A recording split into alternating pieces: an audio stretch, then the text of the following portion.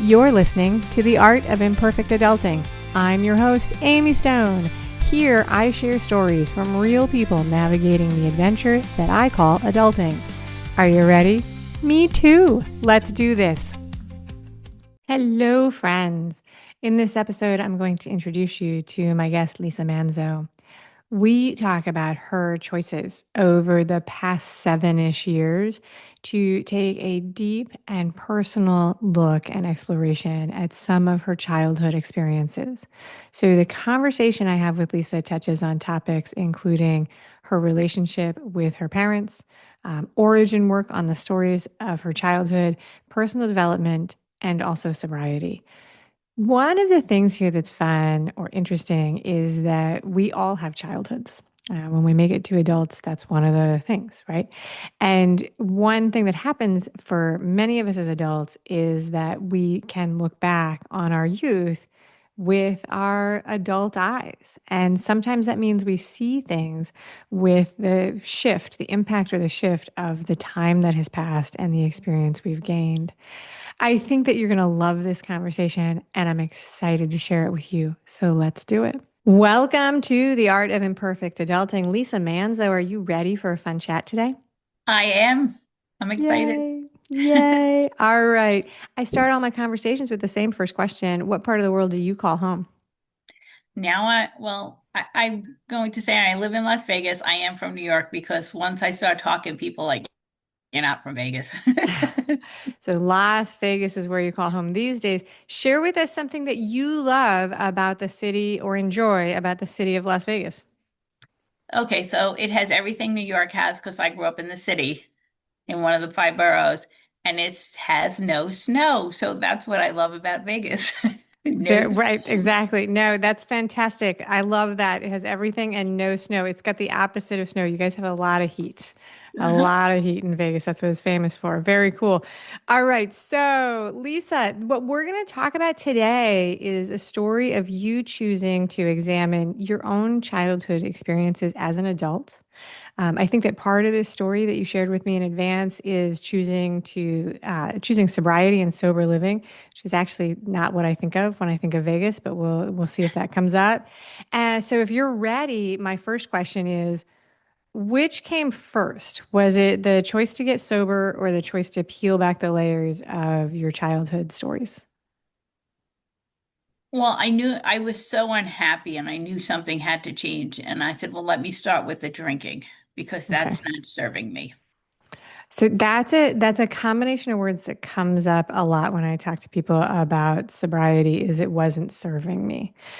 So I just am repeating them back because I heard them. So for you knew you were unhappy, you choose to get sober. You've shared with me that you've been sober for I think 7 years. That's a big deal. It is. Congratulations. It, thank Yeah. you. In your opinion, because this is about experience, personal experience, not expertise. But in your opinion, do you think that there is a connection between sobriety and the successful experience of healing and rewiring and recovering from childhood experiences and trauma? Oh, absolutely. Because when you go through the 12 steps, there's a point where they have you write out all your resentments, right? Because people have resentments. And then it asks you, after you do that, they don't tell you this, but after you do that, then it says, what part did you play in that? Okay. Yeah. So when you chose to get sober, you did not do it by yourself. Took part in a 12-step program. Yeah. So I did try to do it by myself. I did it for a whole year. And when my anniversary hit, I woke up that day thinking I was going to be so happy. Woohoo, I was sober a whole year. And I was so angry that day because I wasn't any happier a year later after giving up drinking. Look, it brings up emotion, right? Yeah. And um and that was okay. And that was the day I surrendered and I said, "Okay, I need help." Okay. All right. So that's a beautiful story, and I appreciate you sharing your experience. We're recording this in January. It won't go live until April, but a lot of people, this is a personal conversation they have with themselves in this time of year. It's like, you come out after that series season of like indulgence of cookies and cheese and parties, and a lot of people are like, all right, dry January, here we go. It's a really big time for that.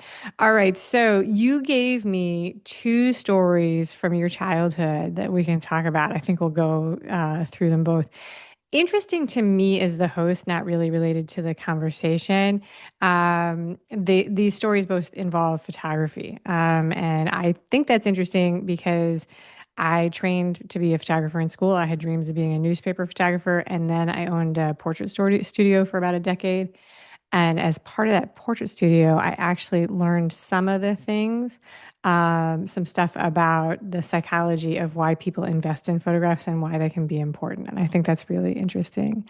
Before we can dig in, share a little bit about with us about your family structure and what it looked like when you were a kid. You don't have to go too personal, but did you live with two parents? Did you have Sure. siblings? Was there extended family living with you? What did your house look like when you were a kid? Okay, so when I was really little, my aunt lived with us until she got her own apartment, and she was an alcoholic, and Okay. she's sober over 35 years now, so good for her. So, and she used to babysit me with her hangover, meaning she slept all day in the bed, and I had to find something to do. Okay. And then after she moved out, it was me, my mother, my father, and my brother. And then when I turned 8, I opened my father's closet door and I saw all his clothes were gone. Okay. And I knew instantly what that meant.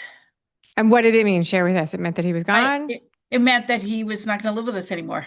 Okay. So your parents got divorced or just separated living in different places? Okay, so they separated and never divorced. And, we always had a joke about it. We actually went out for their 50th anniversary, even though they weren't together, because they had a better relationship apart than they did when they were together. So that is a super, is today we would call that, I don't know if you've heard this, you would call that living apart together. And so there is a small section of people who never uncouple as far as the legalities, but they function better when they don't live together. And as somebody who is cohabitated with a bunch of people in my own life, living with other people is really hard a lot of the time. And I fully support that movement because there are times where I'm just like, I just want to live by myself. I don't want to worry about anything anybody else is doing. For example, this morning there's like fingerprints all over one of my cabinets, and I'm like, seriously, who are you people that like don't wash your hands before you reach into the cabinet? But okay, that's my house. All right. So that was what your family looked like. All right. So one of the memories that you shared was about a time when you wanted to wear a dress, a particular, I think, pink dress, and your mom said no. Tell us more if you remember that story. How old were you when this happened, and what was going on that you remember about this story? So I was 5. I was in kindergarten, and it's so emotionally embedded in my head that I'm 63 years old and I'm still talking about it because it affected me, right? So I was a tomboy, always in pants and running around, and this was picture day, and I just wanted to look pretty, and I I wanted to feel pretty. Okay. And I got out my pink dress, I put it on, and my mother says, "Oh no, you're not wearing that." And she took all my joy. Yeah. And that was and looking back and reflecting, that was a reoccurring theme in my life. I'd get really excited about something and my mother would take all the joy from it. So this is picture day at school, which is a big day, a big deal in when you're 5. Yeah. And you had a dress that picked out. What did you do in that photo? Like, did you just I stuck go, did my you just, tongue out because I was mad. I yeah. was so mad that I had to wear this ugly dress. And it wasn't an ugly dress. It's just not one that I wanted to wear. It was stripes and it looked like a long t-shirt. There was nothing girly about it. It looked like my mother put a long t-shirt on me. So do you guys still have that photo? Like, did this story come up because you do still have this photo? It came home and it's in like the scrapbooks, or did your mom not even buy the pictures? My father had the photo. Your father had the Father photo. had the photo because he knew I hated that dress and he kept it all through the years. I don't have the photo anymore because it burned in a fire. But I remember the photo and he had it on his dresser for years. And I love my dad and looking back, he could be very passive aggressive. And that was him being passive aggressive because he knew how much that and it created resentment for me with my mother that she made me wear that dress and he would do that I didn't get that hindsight until after he died and I giggle about it now because I'm like wow Yeah. there was so many more layers to this than I have any idea about. It is very interesting, and I'm going to come back to that in a second because our relationship with our parents, my relationship with my parents changed as I got older and continued to change after they died, which is a wild experience. So as an adult, you describe these situation or this situation that what you were living through as growing up emotionally parentified by your mother, where you became responsible for her feelings and learned to silence your own feelings. You say you were bullied into people pleasing, perfectionism, and believing your worth came from compliance. So, my question is, and this is not a great question, but roll with it and let's see what happens. Think back to your experience as a child. 5 is pretty young, but this went on for, there's more that happened. And you didn't know any of those words or how to describe that at the time. So, if you can think about how this felt to you when you were a child and how you might have described it then. I would have just thought as a child I remember thinking why is she being so mean to me Yeah. Okay. So, because, in right, child language. child language. And we don't, one of the interesting things is that, I don't, things have to be pretty severe for a child to even know that something is not normal or that it's bad because it's the only experience you have. And so, like you, I grew up in New York City. And when I moved out of the city, I went to college in the Midwest. And sometimes people would ask me, they were like, well, what was it like to be a kid in New York City? And I was like, I don't have an answer to that because it just was like I didn't know. Like I wasn't like, an 8-year-old with some other idea of what other people were doing. I was just living my life. Right. I Yeah. appreciate that. Yeah, so there's no way you could have known. Okay, so the other story that is photo inspired is from your first communion. I think this is an excellent point of reflection. Also about what you got to wear, very interestingly. So, what I think is interesting about this is that a lot of adults in families will actually have input for their kids about what clothes they're wearing, especially in an event like a first communion.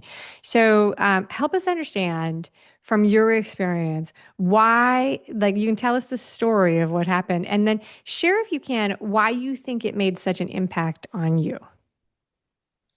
Okay, so similar story. Um, I was making my communion and they had that, and I'm so sorry I brought that paper home to my mother. I should have thrown it out, and I had the thought to throw it out, and I didn't. Okay. And we had family communion or class communion. Okay. My So mother you were in wanted, Catholic school then? yes, Okay, Catholic absolutely, school. yes. I Okay. was in So it's a Catholic little bit school. different And than if you're not in Catholic school because for folks who don't go through this in their life, like, you do a lot of the things in school that you would otherwise be doing on a Saturday, Wednesday, Saturday, or Sunday in front of the congregation. right, so we did all this in school, all the preparation because we had religion every day. We did it all in school. So I wanted to make communion with my class. Okay. My mother didn't want to. She wanted to do family communion. And we've talked about this. Like I asked her actually about this, and hers, well, I wanted you to stand out. Okay. What do you think she And meant by that? she, that's what she said. But knowing all the history and now, because we talked about it in the last 5 years, she wanted to show off her family. It was not about me. It Okay. was about, it was about showing off for her. And how far, and I really believe it's how far that she had come in life Okay. because she came so far from her upbringing to where we were that day. Which sounds like a very pleasant thing for her to share. Like from her perspective, I think I can understand where it would begin. So, but this shows up and keep going with the story. So she wants to, she chooses that you're going to have public family congregation, communion. What happens next? Okay, well, I don't have a choice. Like, I Yeah. never have a choice. My feelings never mattered. What I say never matters. I don't even know why. These were my times of trying to assert myself and get her to see me.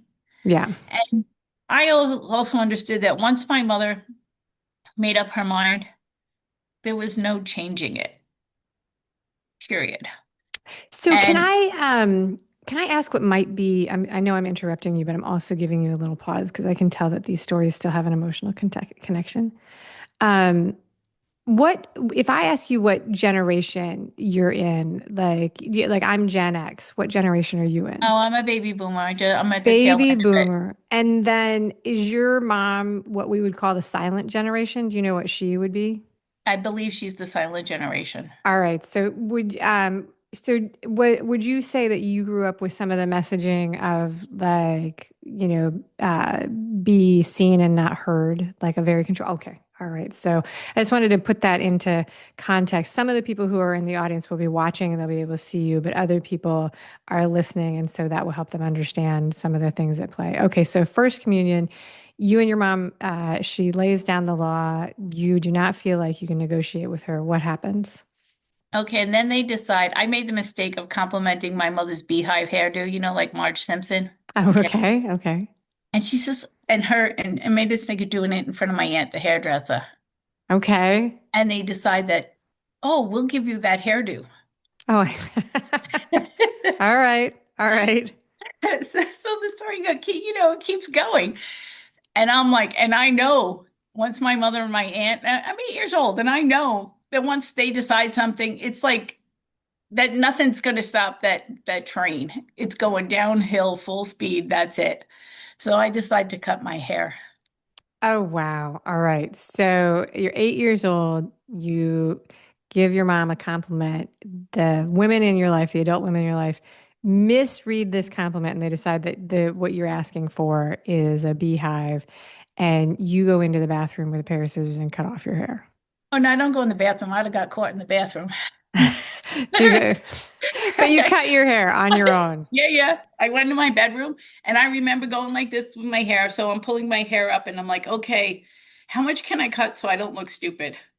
Yeah. I remember thinking that. And I'm like, okay, here it looks good. And I took my little kid scissors and I just started cutting.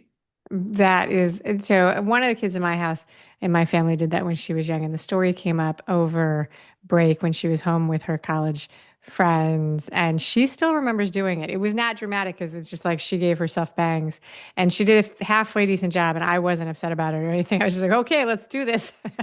But so it worked out pretty well, and she still remembers what inspired her making that decision. It's one of those things that like people can remember for a very long time.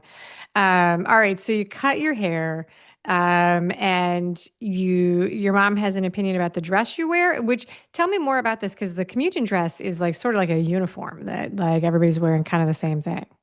Exactly. But my mother wanted to find someone that didn't look like all the other girls. So Okay. my communion dress looked like a 20s flapper dress.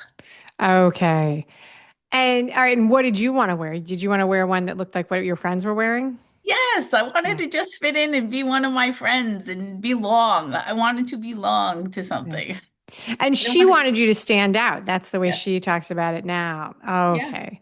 All right. So, why do you think that looking back with the lens of an adult, because there are people who will be listening to this and thinking, well, moms tell their kids what to wear. Like, why is that a big deal? What do you think it was about this that made such an impact on you? Because we're going to talk about how you responded to these in your as you got older. What do you think it was about these things that was such an impact on you as a person? My voice didn't matter. Yeah. What I had to say doesn't mean anything. Okay. Yeah. And it That's still shows up. how. It shows up in the fact that I have to like really assert myself and people aren't still aren't listening. And then I'll walk away and then something bad will happen because they didn't listen to me. Oh, okay. Yeah. And sometimes I just have this intuition and this knowing about certain things and I just can see it like, oh, this is going to happen if you do that. And I'm trying to get them to hear me and it still shows up sometimes. And then, okay, so that's, I could go down a rabbit hole there, but I'm going to stick to your Yeah. story. I'm going to stick to your story. Okay, so in your story, one of the things that happens that you connect the dots with this, these are your childhood experiences. You get older, you begin to experience depression and you turn to substances. Today, we would call this substance misuse. It was probably just exploration at some point at the beginning. How old were you when you remember this starting? Okay, so I remember as a child, we used to go to the neighbor's house and drink on New Year's Eve. And my Okay. mother would let me, I'd have a soda and she'd put a little wine in it for me. Not, Really? I that yes. so I've never heard. We used to I have a memory of I have a memory of going to the beach as a kid and I would get sand in my father's beer and so he would buy little tiny mini beers that would go in the cooler. And when I think back about that, I'm like, that's a crazy thing for an adult to do to buy their kids their own little beers. I assume I've talked to him about it since he's like, you weren't really drinking it. Like I'm like, it was like you held onto the can, I poured it out. But so I've never heard about wine poured into the soda. I wonder what Well, that, that was my idea because I didn't like the wine. all right, very, that's fair. So you would have been young when that happened. When did the misuse and the destructive behaviors really start?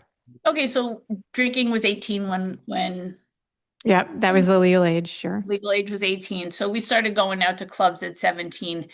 And we started going out to clubs, and that was great. And we'd always dance. And I always got a buzz on because I Yeah. love the feeling. And that's when it starts. Because, you like the feeling of the buzz. You're feeling good. It takes away everything. And you have that buzz. It was always like, okay, we're going to go out and let's get a buzz. Yeah. So 18, which is, I mean, that's a reasonable in the United States where we do all the binge drinking things and it's a part of our culture for a lot of people. That's not a super early age to start experimenting when did it become problematic? I remember the day. So after I got divorced, Okay. So how old were you then? I was 43-ish. Okay. All right. That's yeah. When did you realize it? What did it look like when you realized that it was not serving you?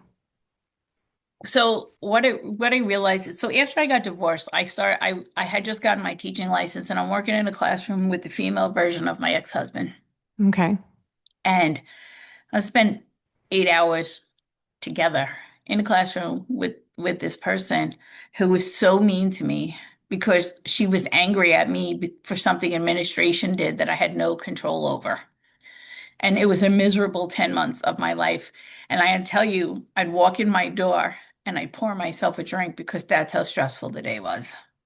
All right. So you entered into, these are my words, not yours. Yeah. And you can correct me if they don't make any sense and I'm not doing a good job explaining and doing justice to your story. But you then create like a cycle of behavior that is not productive. You go to work, you're miserable at work, you come home, and your stress management tool, your coping mechanism is alcohol at this point. Right. Because I didn't know any other ones at the time. So that's the one I had. Yeah, and the reason I mention that, and I am not I'm not a therapist of any kind. So I'm not like a qualified person to do this, but I think there's grace in reflection and acknowledging that often when we use these coping mechanisms that don't last forever, they begin because it's all we have. We're in pain and we're uncomfortable, and all we know how to do is the thing that's in front of us. And, when we look back on that, sure, there might have been a choice, but you didn't know anything else. That was what you had in front of you. Right. And I didn't have options in my life. I dated a man that was emotionally unavailable at the time. So I couldn't talk about my emotions to him because it was uncomfortable for him. So I had nobody. My kids were 6 and 9 at the time. I'm like, I'm not putting my burden on my children. Everybody thinks the teaching is the greatest job ever. Are you nuts? You have the whole summer off. You're crazy. I'm so happy I don't teach anymore. It was the best decision I ever made in my life. Oh my God, it just wasn't for me. And I made a difference in the kids' lives, but it took so much from me.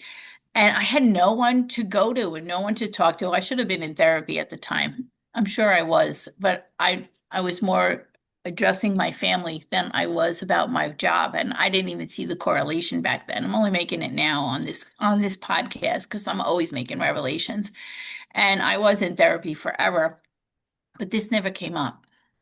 All right, that's very interesting. And so you are an intuitive person because the very next thing I was going to ask about was what support you used navigating this process. We talked about once you made the decision to get sober, you did a year of white knuckling and solo, then you leaned into 12-step programs. As you were leaning into self-exploration, you were doing some therapy with doctors and therapists. When did you discover about origin work and actually begin to look back at your childhood experiences? I went to a personal development course. Okay, I love this story already. Tell me more. I went, so first I want to know, so I went to a personal development course because I need to change my life and I need help and I can't do it alone. So I got to go meet some people who've already done it so I can follow in their path. Right. So I start on this personal development journey and I meet a whole different class of people. And this started in 2018, and I made some lifelong friendships through doing that. And then along the way, through the program, you get exposed to different avenues. Like I got exposed to NLP, neuro Okay. linguistic programming for the audience. And it's about how you use your words and language to program your mind. And that helped me understand why I had the thoughts I had. And that gave me such peace. Oh, this is how it works. And this is how I can change it just by shifting the words. I can change everything Yeah. and changing the story I'm telling myself. And so with that door opened, then the door opened up to past life regression, and Reiki healing, all kinds of energetic healing, disconnecting energetic cords. And doors just keep opening because I opened the first one and I walked through and then I got exposed to all this other stuff. And I picked and choose what resonated with me. So NLP was the gateway for Yes, you through personal development. That people have strong opinions about NLP. Some people love it, and other people think that it can be used as a tool of um, control. it can be. Um, and I just throw that out there so that when people who are listening are not like, Amy, you need to know. So, Yeah, yeah. No, and I agree with you. And I choose to use it to for the good to help myself and to help my clients because they need to understand. And it's mostly I really only talk about the way you talk to yourself. yeah, no, and I think that sounds to me like a great way to use it. All right, so you go down the personal development path. You learn these tools. This is actually a more recent part of your journey. All right, so this next one, into every conversation I have, I always write a couple questions that I'm like, I don't know if this is a good question. I ask them anyway because listen, that's what I do. I'm going to ask you to think about something that like never happened, right? That's why I think it might not be a good question. 7 years ago, you made the choice to get sober, and a year after that, you leaned into support through 12-step programs. Right around the same time, you're starting the personal development journey. What do you think your life might have been like if you had instead you hadn't made that choice? You just chose to keep living the way you were living 7 years ago. I think I'd be dead because I was so depressed and angry. I don't think I'd be here anymore, honestly. I think I That would have is let go. that is a scary thing to think about.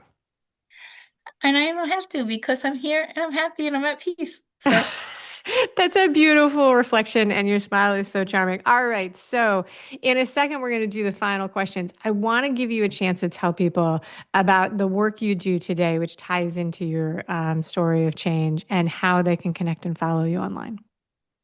so I help people with emotional trauma. And it's work, and it's not easy. And I love it because the transformation on the other side is phenomenal. Because I was so unhappy, miserable, depressed, angry 7.5 years ago, 8 years ago when I started this. And I'm on the other side now. And I want people to know that what's on the other side is actually joy. Do I have everything? No. Do I still strive and to grow? Yes. But the place where I'm at right now, I can tell you for the first time in my life, I'm at peace and I have a calmness over me that I've never had my whole entire life. That is beautiful. That is beautiful. So you have a special offer for the audience. So first of all, you have a podcast which I is called The do. Phoenix Mind and can be found on all the streaming platforms. You have a program that you're offering for free, which is also called The Phoenix Mind, and we'll put a link to that in the show notes, the show description, and the email newsletter that I send out weekly that everybody should belong to, because then you get the links in your email box. So if people want to connect with you, that's where they can find all of that information. I want to thank you for sharing your podcast, your story, and that generous offer with the audience. Lisa, are you ready for my final three random questions? I am. All right, me too. All right, very good.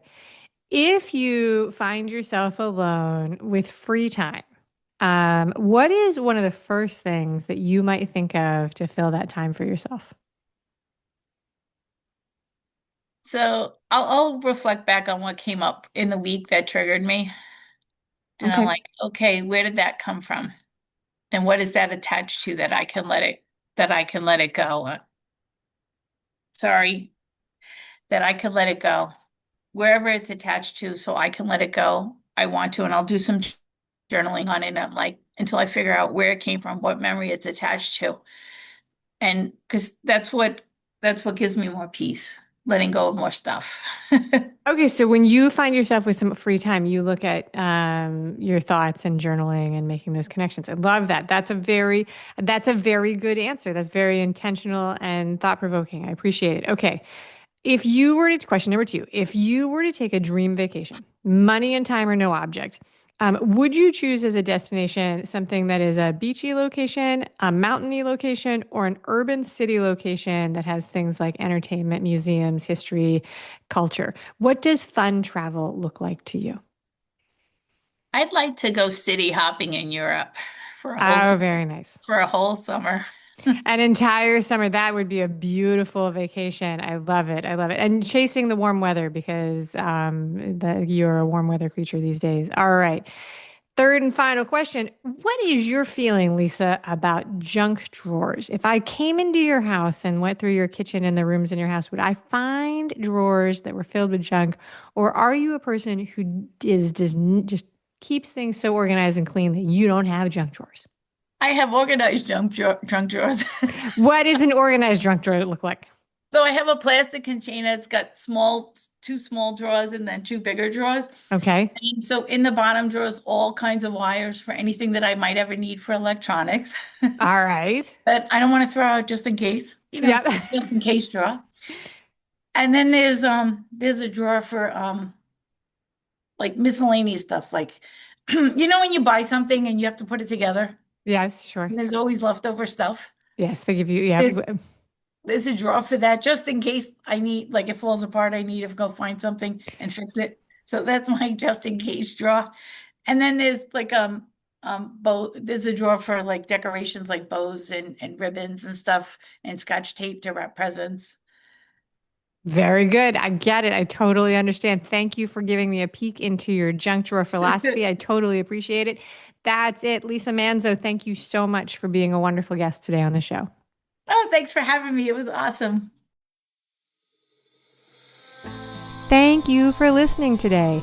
I hope that you enjoy the show. And before I go, I want to encourage you to become a bigger part of the conversation.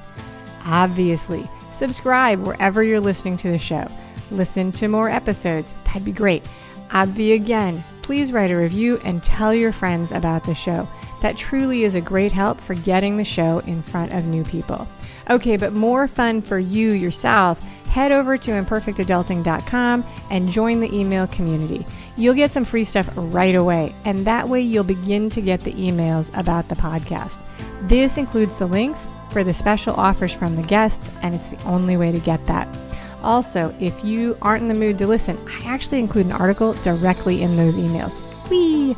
Now, if you love this and you crave more time with me, Amy, as a coach, a mentor, or just adultier adult, numero uno, check out The Village. If you have a story you want to share with the listeners, I'd love to hear from you. I have an open application. Just let me know you want it. And that's a wrap for today. Until next time, remember, the journey is the destination. Ralph Waldo Emerson said that, not me. Well, until just now, I did just say it. But what I want you to hear today is that if your adulting journey isn't going the way you expected, that may not mean that you're lost. It may just mean that you're on your way. This is Amy Stone, signing off.